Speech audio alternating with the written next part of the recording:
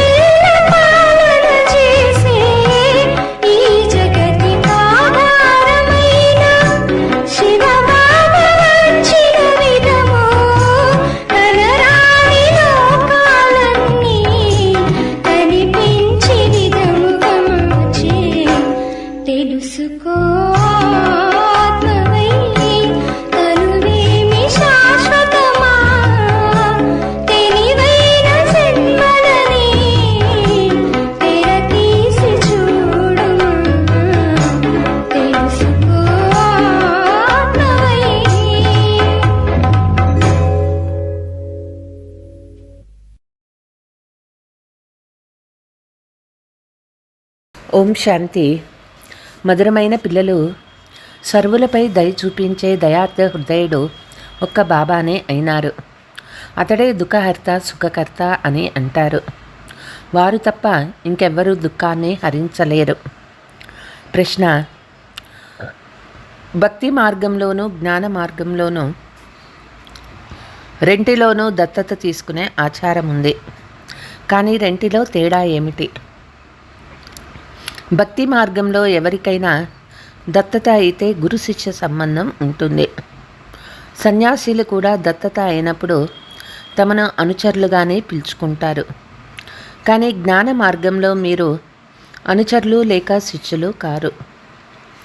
మీరు బాబాకు పిల్లలుగా అయిపోతారు. పిల్లలుగా అవ్వడం అంటే వారసత్వానికి అధికారులుగా అవ్వడం. పాట: ఓం నమః శివాయ. ఓం శాంతి. పిల్లలు పాట విన్నారు. ఇది పరంపితా శివ పరమాత్ముని మహిమ. శివాయ నమః అని కూడా అంటారు. రుద్రాయ నమః లేక సోమనాథాయ నమః అని అనరు. శివాయ నమః అని అంటారు. అలాగే వారి మహిమ కూడా ఎంతగానో జరుగుతుంది. శివాయ నమః అనేది తండ్రినే. గాడ్ ఫాదర్ పేరు శివ, నిరాకారుడైనారు. ఓ గాడ్ ఫాదర్ అని ఎవరు అంటారు? ఆత్మ కేవలం ఓ ఫాదర్ అని అంటే అది దైహిక తండ్రికి వర్తిస్తుంది. ఓ గాడ్ ఫాదర్ అని అన్నప్పుడు అది ఆత్మిక తండ్రికి వర్తిస్తుంది. ఇది అర్థం చేసుకోవలసిన విషయము. దైవాత్మలను పారస్ బుద్ధి కలవారు అని అంటారు. దేవతలు విశ్వాధిపతులుగా ఉండేవారు. ఇప్పుడు అలా అధిపతులుగా లేరు. భారతదేశానికి నాథుడంటూ ఎవరూ లేరు. రాజును కూడా తండ్రి లేదా అన్నదాత అంటారు. ఇప్పుడు రాజులు లేరు. కాబట్టి శివాయ నమః అని ఎవరు అన్నారు? వీరు తండ్రి అని ఎలా తెలుస్తుంది? బ్రహ్మ కుమారి కుమారులైతే ఎంతోమంది ఉన్నారు. వారంతా శివబాబా మనవళ్ళు మనవరాండ్లు. బ్రహ్మ ద్వారా వారిని దత్తత తీసుకుంటారు. మేము బ్రహ్మ కుమారి కుమారులము అని అందరూ అంటారు. అచ్చా, బ్రహ్మ ఎవరి సంతానము? శివుని పుత్రుడు. బ్రహ్మ విష్ణు శంకర్లు ముగ్గురు శివుని పిల్లలే. శివబాబా ఉన్నతోన్నతుడైన భగవంతుడు. నిరాకారి వతనంలో ఉంటారు. బ్రహ్మ విష్ణు శంకర్లు సూక్ష్మవతన వాసులు. అచ్చా, మనుష్య సృష్టిని ఎలా రచించారు అని అడిగితే డ్రామా అనుసారంగా నేను బ్రహ్మ యొక్క సాధారణ తనువులోకి ప్రవేశించి ఇతడిని ప్రజాపితాగా తయారు చేస్తాను. ఎవరైతే బ్రహ్మ అని పేరు ఇవ్వబడిందో అతడిలోకే శివబాబా ప్రవేశిస్తారు. దత్తత తీసుకున్న తర్వాత పేరు మారిపోతుంది. సన్యాసులు కూడా పేరు మార్చుకుంటారు. మొదట గృహస్థుల వద్ద జన్మ తీసుకుంటారు. సంస్కారానుసారంగా బాల్యంలోనూ శాస్త్రాలు మొదలైనవి చదువుతారు. ఆ తర్వాత వైరాగ్యము కలుగుతుంది. దానితో సన్యాసీల వద్దకు వెళ్ళి దత్తత అవుతారు.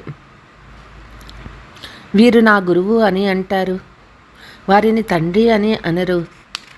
గురువుకు శిష్యులుగా లేక అనుచరులుగా అవుతారు. నీవు నా శిష్యుడివి లేక నా అనుచరుడివి అని అంటూ గురువు దత్తత తీసుకుంటాడు. కానీ మీరైతే నా పిల్లలు అని ఈ బాబా అంటారు. ఆత్మ అయినా మీరు భక్తి మార్గంలో తండ్రిని పిలుస్తూ వచ్చారు. ఎందుకంటే ఇక్కడ దుఃఖం ఎంతగానో ఉన్నది. త్రాహి త్రాహి అంటూ ఆర్తనాదాలు చేస్తారు. పతిత పావనుడు తండ్రి ఒక్కరే. నిరాకారుడైన శివుడికి ఆత్మ నమస్కరిస్తుంది. కావున వారు తండ్రియే కదా. నీవే తల్లివి తండ్రివి అని కూడా భగవంతుడైన తండ్రిని గుర్చే గానం చేస్తారు. తండ్రి ఉన్నప్పుడు మరి తల్లి కూడా ఉండాలి కదా. మాతాపితాలు లేకుండా రచన అనేది ఉండదు. తండ్రి పిల్లల వద్దకు రావాల్సిందే. ఈ సృష్టి చక్రం ఎలా పునరావృతం అవుతుందో దీని ఆది మధ్యాంతాలను తెలుసుకోవాలి. దీనినే త్రికాలదర్శులుగా అవ్వడం అని అంటారు. ఎన్నో కోట్లాది మంది నటులు ఉన్నారు. ప్రతి ఒక్కరి పాత్ర వారి వారిదే. ఇది అనంతమైన డ్రామా. బాబా రచయిత, డైరెక్టర్, ముఖ్యమైన యాక్టర్ అని బాబా అంటారు. ఇప్పుడు బాబా తన పాత్రను అభినయిస్తూ ఉన్నారు కదా. నా ఆత్మను పరం అని అంటారు. ఆత్మ మరియు పరమాత్మ రూపము ఒకటే. నిజానికి ఆత్మ బిందు స్వరూపము బ్రుకుటి మధ్యలో ఆత్మ నక్షత్రంగా ఉంటుంది కదా. అది ఎంతో సూక్ష్మమైనది. ఆత్మను చూడలేరు. ఏ విధంగా ఆత్మ సూక్ష్మమైనదో అలా ఆత్మిక తండ్రి కూడా సూక్ష్మమైన వారే. ఆత్మ అయిన మీరు బిందు సమానంగా ఉంటారు. శివుడైన తండ్రి కూడా బిందు సమానమే అని చెప్తారు. కానీ బాబా ఉన్నతోన్నతుడు, రచయిత, డైరెక్టర్, జ్ఞానసాగరుడు అయినారు. బాబాకు సృష్టి ఆది మధ్యాంత జ్ఞానము ఉన్నది. బాబా జ్ఞానస్వరూపము, దయాస్వరూపం. అందరిపైన దయ చూపిస్తారు. అందరినీ సద్గతి తీసుకువెళ్తారు. దుఃఖకర్త సుఖకర్త ఒక తండ్రియే. సత్యయుగంలో దుఃఖీలుగా ఎవ్వరూ ఉండరు. అక్కడ కేవలం లక్ష్మీనారాయణ రాజ్యమే ఉంటుంది. బాబా ఈ సృష్టి రూపీ వృక్షానికి బీజరూపుడు అని అంటారు. ఉదాహరణకి మామిడి బీజం ఉంటుంది. అది జడ బీజము, ఏమీ చెప్పలేదు. అది చైతన్యమైతే ఆ బీజం నా నుండి కొమ్మలు ఆకులు వెలువడతాయి అని చెప్పేదే కదా. ఇది చైతన్యమైనది. దీనినే కల్పవృక్షము అని అంటారు. మనుష్య సృష్టి వృక్షము బీజము పరంపిత పరమాత్మనే అయినారు. బాబా వచ్చి జ్ఞానాన్ని అర్థం చేయిస్తూ ఉన్నారు. పిల్లల్ని సదా సుఖవంతులుగా తయారు చేస్తారు. మాయనే పూర్తిగా దుఃఖీలుగా చేసేస్తుంది. భక్తి మార్గము పూర్తి అవ్వనున్నది. డ్రామా తప్పకుండా పునరావృతం అవుతుంది. ఇది బేహద్దు ప్రపంచ చరిత్ర జాగ్రఫీ చక్రము తిరుగుతూ ఉంటుంది. కలియుగం మారి మళ్ళీ సత్యయుగంగా అవ్వాలి. సృష్టి అయితే ఒకటే. భగవంతుడే తండ్రి ఒక్కరే. వారికి తండ్రి అంటూ ఎవరూ వేరే, తానే శిక్షకుడు. వేరే ఎవ్వరూ లేరు. తానే చదివిస్తూ ఉన్నాడు. భగవాను వాచ రాజయోగాన్ని నేర్పిస్తూ ఉన్నారు. మనుషులకు మాతాపిత గూర్చి తెలియదు. నిరాకారుడైన శివబాబాకు మనం నిరాకారులమైన పిల్లలమని పిల్లలు మీకు తెలుసు. అలాగే మనం సాకార బ్రహ్మ పిల్లలం కూడా. నిరాకారి పిల్లలందరూ సోదరులు మరియు బ్రహ్మ పిల్లలు సోదరీ సోదరులు. ఇది పవిత్రంగా ఉండేందుకు యుక్తి. సోదరీ సోదరులు వికారాలలో ఎలా వెళ్ళగలరు? వికారాల అగ్నియే రాచుకుంటుంది కదా. కామాగ్ని అని అంటారు. దాని నుండి రక్షించేందుకు బాబా యుక్తి తెలియచేస్తూ ఉన్నారు. ఒకటేమో ప్రాప్తి చాలా ఉన్నతమైనది. మనం తండ్రి శ్రీమతానుసారంగా నడుచుకున్నట్లయితే బేహద్దు తండ్రి వారసత్వాన్ని పొందుతాము. స్మృతి ద్వారానే సదా ఆరోగ్యవంతంగా తయారవుతాము. ప్రాచీన భారతదేశం ఎంతో ప్రసిద్ధి అయింది. నన్ను స్మృతి చేస్తూ చేస్తూ మీరు పవిత్రంగా అయిపోతారు. పాపాలు భస్మమైపోతాయి బాబా అంటారు. బాబా స్మృతిలో శరీరాన్ని వదిలినట్లయితే మీరు తండ్రి దగ్గరికి వస్తారు. ఈ పాత ప్రపంచం అంతమవ్వనున్నది. ఇది మహాభారత యుద్ధమే. ఎవరైతే తండ్రికి చెందిన వారిగా అయ్యారో వారి విజయమే జరగనున్నది. ఇక్కడ రాజధాని స్థాపన జరుగుతుంది. స్వర్గాధిపతులుగా చేసేందుకు భగవంతుడు రాజయోగాన్ని నేర్పిస్తారు. మళ్ళీ మాయా రావణుడు నరకాధిపతులుగా చేస్తారు. అది శాపం లభించినట్లవుతుంది. ప్రియమైన పిల్లలు, బాబా మతానుసారంగా మీరు స్వర్గవాసులుగా అవ్వండి. బాబా ఆశీర్వదిస్తూ ఉన్నారు. మళ్ళీ రావణ రాజ్యం ప్రారంభమైనప్పుడు రావణుడు, హే ఈశ్వరుని పిల్లలు, నరకవాసి భవ అని అంటారు.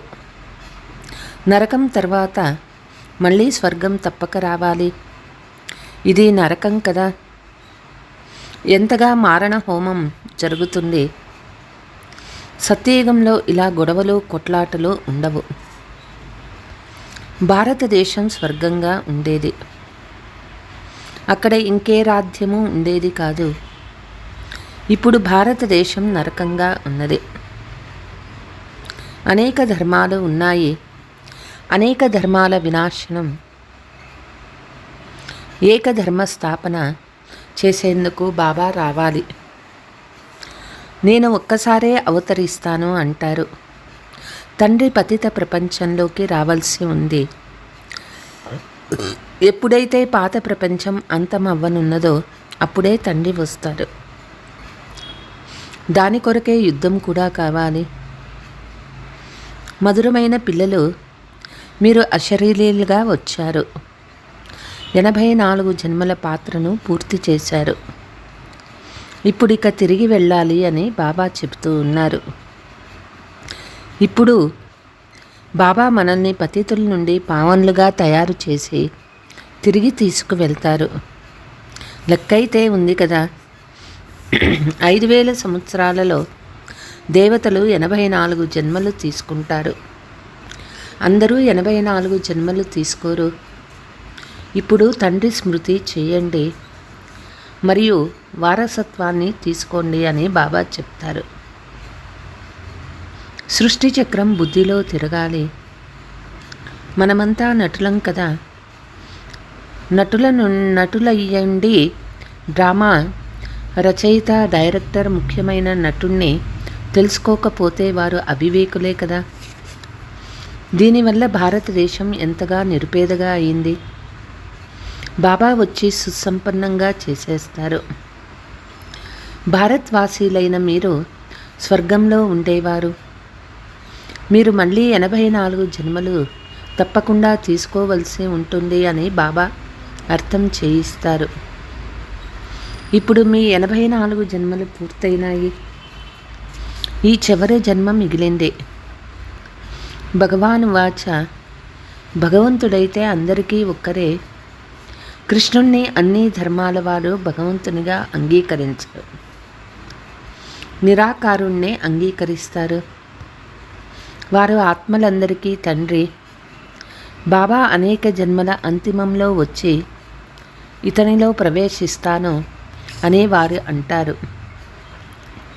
రాజ్యస్థాపన అవుతుంది.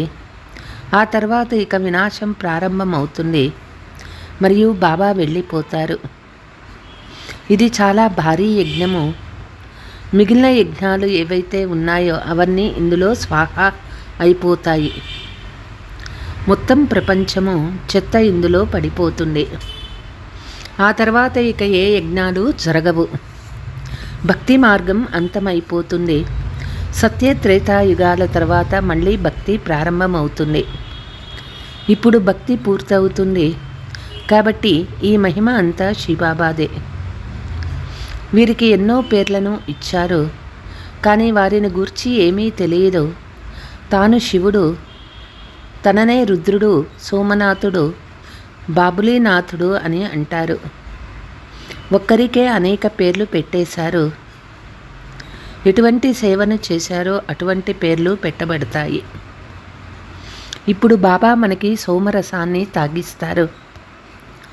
మాతలు మనం స్వర్గ ద్వారాలను తెరిచేందుకు నిమిత్తమయ్యాము. పవిత్రులకే నమస్కరించడం జరుగుతుంది. అపవిత్రులు పవిత్రులకు నమస్కరిస్తారు. కన్యకు అందరూ నమస్కరిస్తారు. బ్రహ్మ కుమారీలు భారతదేశ ఉద్ధారంను చేస్తారు. పవిత్రంగా అయ్యి బాబా నుండి పవిత్ర ప్రపంచపు వారసత్వాన్ని తీసుకోవాలి. గృహస్థ వ్యవహారంలో ఉంటూ పవిత్రంగా ఉండాలి. ఇందులోనే శ్రమ ఉన్నది. కామం మహాశత్రువు. కామం లేకుండా ఉండలేకపోతే ఇక కొట్టడం మొదలు పెడతారు. రుద్రయజ్ఞంలో అబలలపై అత్యాచారాలు జరుగుతాయి. ఎప్పుడైతే అత్యాచారాలు చేసేవారి పాప పండమో నిండుతుందో అప్పుడు ఇక మళ్ళీ వినాశనం జరుగుతుంది. చాలామంది పిల్లలు ఉన్నారు. వారు ఎప్పుడూ చూడలేదు కదా అని, బాబా మాకు మీరు తెలుసు, మీ నుండి వారసత్వాన్ని తీసుకునేందుకు పవిత్రంగా తప్పకుండా అవుతాము అని వ్రాస్తారు. శాస్త్రాలు చదవడం, తీర్థయాత్రలు చేయటం మొదలైనవి భక్తి మార్గపు దైహిక యాత్రలైతే చేస్తూనే వచ్చారు. ఇప్పుడిక మీరు తిరిగి వెళ్ళాలి. కాబట్టి బాబాతో యోగాన్ని జోడించండి. బాబా అంటారు, ఇతర సాంగత్యాలను తెంచి ఒక్క తండ్రితో బుద్ధిని జోడించినట్లయితే బాబా మనల్ని తోడుగా తీసుకొని వెళ్తారు. మళ్ళీ స్వర్గంలోకి పంపించేస్తారు. అది శాంతిధామము. అక్కడ ఆత్మలు ఏవి మాట్లాడవు. సత్యయుగము సుఖధామము, ఇది దుఃఖధామము. ఇప్పుడు ఈ దుఃఖధామంలో ఉంటూ శాంతిధామాన్ని, సుఖధామాన్ని స్మృతి చేసినట్లయితే మీరు స్వర్గంలోకి వస్తారు. 84 జన్మలు తీసుకున్నారు. వర్ణాలు తిరుగుతూ ఉంటారు. మొదటిది బ్రాహ్మణుల పిలక, ఆ తర్వాత దేవతా వర్ణము, తర్వాత క్షత్రియ వర్ణము. పిల్లి మొగ్గల ఆట ఆడతారు కదా. ఇప్పుడు మళ్ళీ మనం బ్రాహ్మణ నుండి దేవతలుగా అవుతాము. ఈ చక్రము తిరుగుతూ ఉంటుంది. దీన్ని తెలుసుకోవడం ద్వారా చక్రవర్తి రాజులుగా అవుతారు. అనంతమైన తండ్రి నుండి అనంతమైన వారసత్వం కావాలి. కాబట్టి తప్పకుండా తండ్రి మతంపై నడవవలసి ఉంటుంది. నిరాకారుడే పరమాత్మ వచ్చి సాకార శరీరంలోకి ప్రవేశించారని మీరు అర్థం చేయిస్తారు. ఆత్మలు మనము నిరాకారంగా ఉన్నప్పుడు అక్కడ ఉంటాము. సూర్య చంద్రులు దీపాలు లాంటివారు. దీనిని అనంతమైన పగలు మరియు రాత్రి అని అంటారు. సత్యత్రేతాయుగాలు పగలు, ద్వాపర కలియుగాలు రాత్రి అని అంటారు. తండ్రి వచ్చి సద్గతి మార్గాన్ని తెలియచేస్తారు. ఎంత బాగా వివరిస్తారు. సత్యయుగంలో సుఖము ఉంటుంది. ఆ తర్వాత కొద్ది కొద్దిగా తగ్గిపోతూ ఉంటుంది. సత్యయుగంలో 16 కళలు, త్రేతాయుగంలో 14 కళలు. ఇవన్నీ అర్థం చేసుకోవలసిన విషయాలు. అక్కడ ఎప్పుడూ అకాల మృత్యువు జరగదు. ఏడవలసిన, పోట్లాడుకోవలసిన అవసరమే ఉండదు. అదంతా చదువుపైనే ఆధారపడి ఉంటుంది. చదువు ద్వారానే మనుషుల నుండి దేవతలుగా అవ్వాలి. భగవాన్ భగవతీలుగా తయారు చేసేందుకు భగవంతుడు చదివిస్తారు. అదైతే దేనికి పనికిరాని చదువు. ఇదైతే వజ్రతుల్యమైనది. కేవలం ఈ అంతిమ జన్మలో పవిత్రంగా అవ్వవలసి ఉంటుంది. ఇది సహజాతి సహజమైన రాజయోగము. బ్యారిస్టర్ మొదలైనవి చదవడం అంత సహజమైనదేమీ కాదు. ఇక్కడైతే తండ్రి మరియు చక్రాన్ని స్మృతి చేయడం ద్వారా చక్రవర్తి రాజులుగా అవుతారు. తండ్రిని తెలుసుకోలేకపోతే ఏమీ తెలుసుకోనట్లే. బాబా స్వయం విశ్వాధిపతులుగా అవ్వరు. పిల్లల్ని ఆ విధంగా తయారు చేస్తారు. ఈ బ్రహ్మ మహారాజుగా అవుతాడే కానీ నేను అలా అవ్వను అని శివబాబా అంటారు. బాబా వెళ్ళి నిర్వాణ ధామంలో ఉండిపోతారు. పిల్లలను విశ్వాధిపతులుగా తయారు చేస్తారు. సత్యమైన నిష్కామ సేవ నిరాకారుడైన పరంపిత పరమాత్మనే చేయగలరు. మనుషులు చేయలేరు. ఈశ్వరుణ్ణి పొందడం ద్వారా మొత్తం విశ్వానికి అధిపతులుగా అయిపోతారు. భూమి ఆకాశాలన్నింటికీ అధిపతులుగా అయిపోతారు. దేవతలు విశ్వాధిపతులుగా ఉండేవారు కదా. ఇప్పుడైతే ఎన్ని విభజనలు ఏర్పడ్డాయో చూడండి. మళ్ళీ బాబా మనల్ని విశ్వాధిపతులుగా తయారు చేస్తారు. స్వర్గంలో కేవలం మీరే ఉండేవారు. భారతదేశం విశ్వాధిపతిగా ఉంటుంది. ఇప్పుడు నిరుపేదగా ఉన్నది. మళ్ళీ ఈ మాటల ద్వారా భారతదేశాన్ని విశ్వాధిపతిగా తయారు చేస్తారు. మెజారిటీ మాటలదే కాబట్టి వందే మాతరం అని అంటారు. సమయం చాలా కొద్దిగా ఉంది. శరీరంపై నమ్మకం లేదు. అందరూ మరణించవలసే ఉంటుంది. ఇది అందరి వానప్రస్థ అవస్థ. అందరూ తిరిగి వెళ్ళాలి. ఈ విధంగా భగవంతుడు చదివిస్తూ ఉన్నారు. జ్ఞానసాగరుడు, శాంతి సాగరుడు, దయాసాగరుడు అని వారినే అంటారు. వారే మళ్ళీ ఈ విధంగా సర్వగుణ సంపన్నగా 16 కళా సంపూర్ణ పవిత్రంగా తయారు చేస్తారు. అచ్చా, मीठे मीठे सिकीलते बच्चों प्रति मात पिता बाप दादा का याद प्यार और गुड मॉर्निंग. रूहानी बाप की रूहानी बच्चों को नमस्ते। हम रूहानी बच्चों की रूहानी मात पिता बाप दादा को याद प्यार, గుడ్ మార్నింగ్, నమస్తే నమస్తే.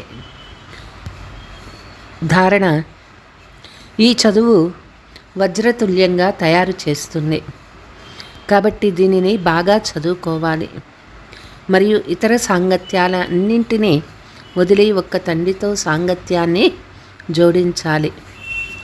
శ్రీమతంపై నడుస్తూ స్వర్గపు వారసత్వాన్ని తీసుకోవాలి. నడుస్తూ తిరుగుతూ స్వదర్శన చక్రతని తిప్పుతూ ఉండాలి. వరదానము: నాది అనే దానిని వదిలి ట్రస్టీగా అయ్యి సేవ చేసేవారే సంతుష్ట ఆత్మాభవ. లౌకిక పరివారంలో ఉంటూ సేవ చేస్తూ కూడా నిమిత్త మాత్రుణ్ణి అయి ఉన్నాను, సేవాధారి అని సదా గుర్తుండాలి. సేవ చేస్తూ కొంచెం కూడా నాది అన్న భావన ఉండకూడదు.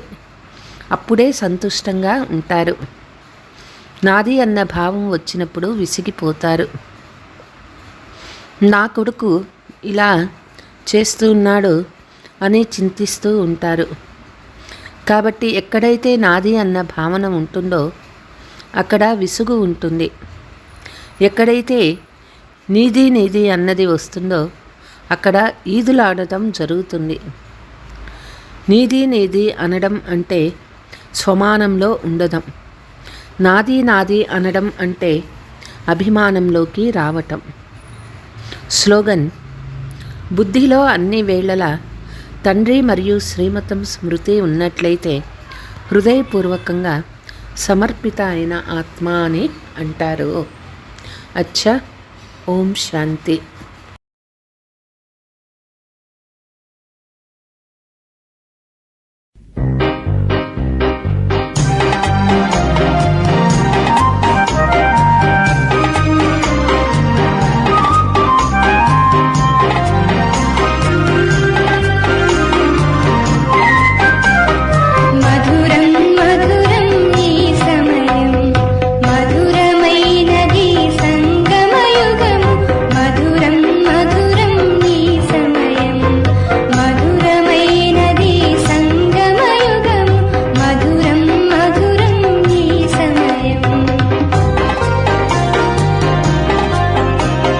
సంగమయుగమై శ్రేష్టమని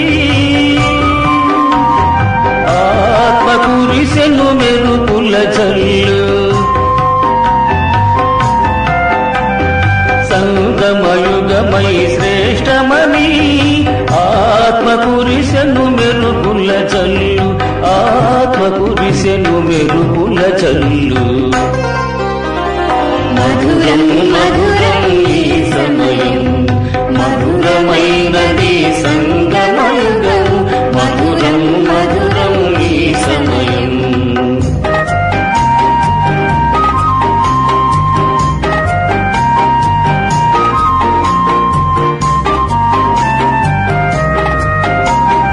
ప్రబలమాయ మనాత్మకు కలలు, సఫలమాయ మనాత్మకు కలలు. తండ్రి ఇచ్చెను తరగని నిధులు. పొంగిపోయే మన కోటెలలు, పొంగిపోయే మన కోటెలలు.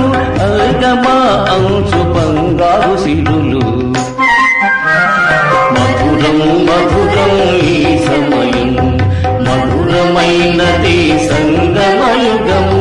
మధురం మధురం ఈ సమయం.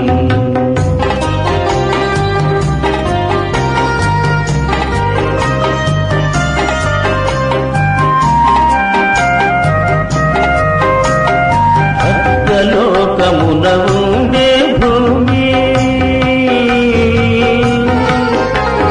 స్వర్గలోకముగా ఉండే భూమి నరకలోకముగా మారెను నేడు.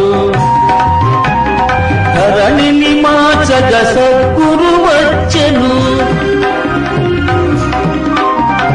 ధరణిని మార్చగ సద్గురు వచ్చెను. తీర్చెను శివుని ద్వారా మన కోర్కెల తీరు. మధురం మధురం ఈ సమయం, మధురమైనది సంగమయుగం.